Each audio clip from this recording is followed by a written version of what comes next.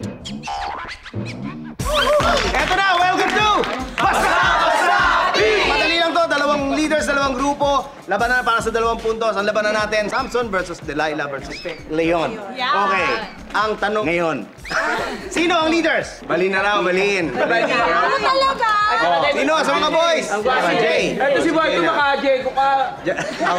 Galit na. Jay and Balin, kayo ang magiging leader for tonight. Okay. Baka naman may idadagdag ka pa dyan, ha? Crocodile.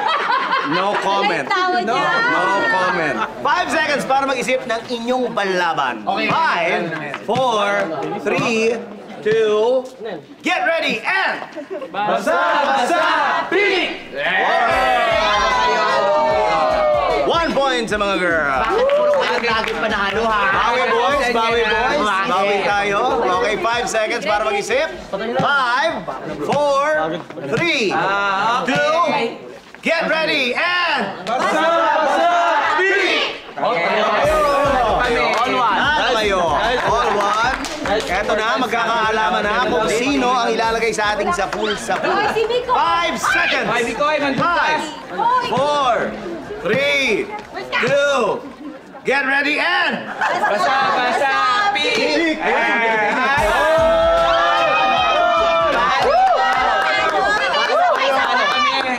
Talo kayo. Balin. Sorry. Balik ko, itanong pa. Huwag ka mawala ng pag-asa.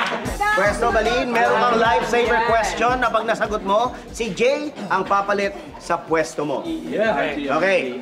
Eto ang question, makinig na maigi, Balin. Tungkol to sa isang segment, oy quiet, tungkol sa, no coaching, tungkol sa isang segment ng Bubble Gang. Okay? Yung 24 oras, ginawa namin 4 oras. Okay?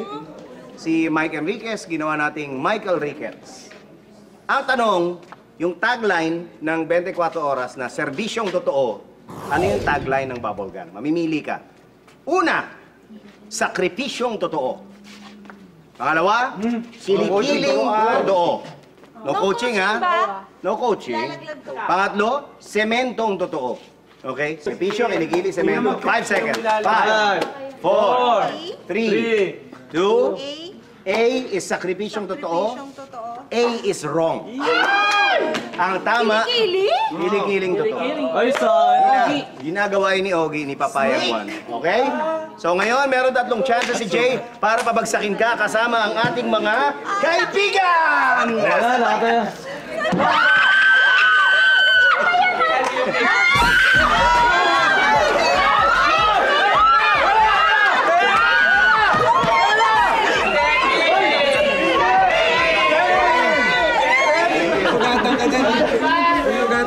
Tawid na.